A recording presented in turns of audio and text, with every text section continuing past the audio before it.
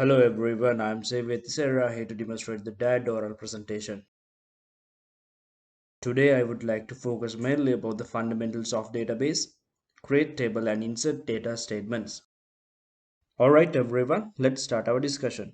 An entity relationship diagram. An entity relationship diagram is a way to express the structure of information used by an organization or a business in the form of a diagram. Entities, attributes, and relationships are the three main components of an ERD. According to the diagram, subject and lecturer are the entities and they have a many-to-one relationship. Subject code, title, credit points are the attributes of subject entity. For a better practice of creating tables, we have to convert ERD into a relational schema. Before creating a table, we have to have a clear understanding about the primary keys and foreign keys. The primary keys are nothing but they are called entity identifiers. The primary key is an attribute or attributes used to identify each and every row uniquely. The primary key can be made up of composite attributes, hence it is called a composite primary key. The primary key value must be unique, no duplicates are allowed. The primary key cannot be null. Now let's figure out the foreign keys and many-to-one relationships. A foreign key is a column or group of columns in a relational data table that provides a link between data in two tables. Each many-to-one relationship generates a single foreign key column which is a primary key value of one's n in the many-to-one relationship.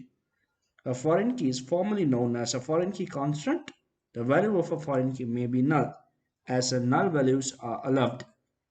According to the ERD diagram given below, the lecturer ID is a primary key of lecturer entity and this becomes a foreign key for subject entity by creating the link between the two tables. Now we have the sufficient knowledge to create a table by executing create table statement. First of all, I would like to give a simple introduction for SQL. Structured query language is a language used by all RDBMS. SQL is composed of three sub-languages DDL, DML and DCL.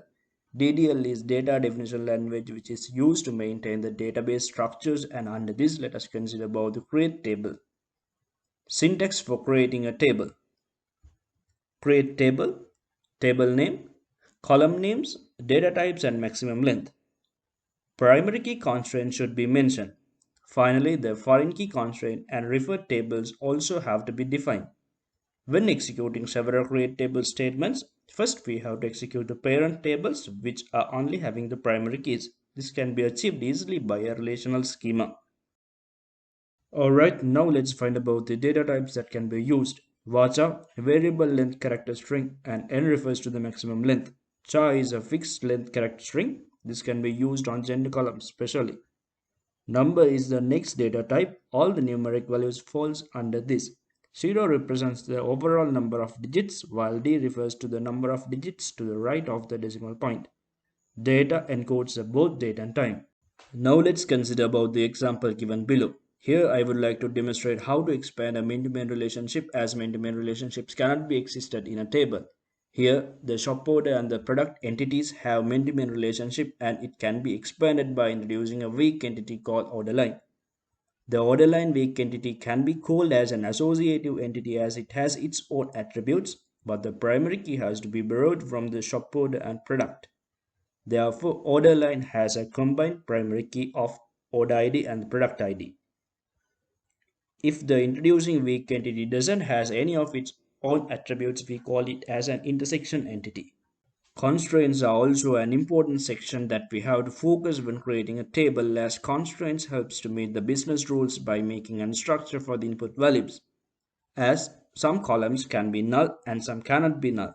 Check constraints can be used to evaluate the input values. According to the given scenario, the salesperson gender column cannot be null and it has to be either M or F. Therefore, this can be achieved by using a check constraint as follows. The check constraint for current price of products entity will be discussed later. We create tables to store data. The introduction for insert statement. Syntax: insert into table name and column names. Next, data has to be entered as values within the brackets. Text data must be surrounded by single quotes. Numeric data does not require quotes. No punctuations are allowed. The null values can be inserted by typing null. Finally, let us try to bypass the check constraints by considering the previous example, the current price of products. These records cannot be entered as the current price value is restricted by the check constraint. Thank you very much. Hope you enjoyed the presentation.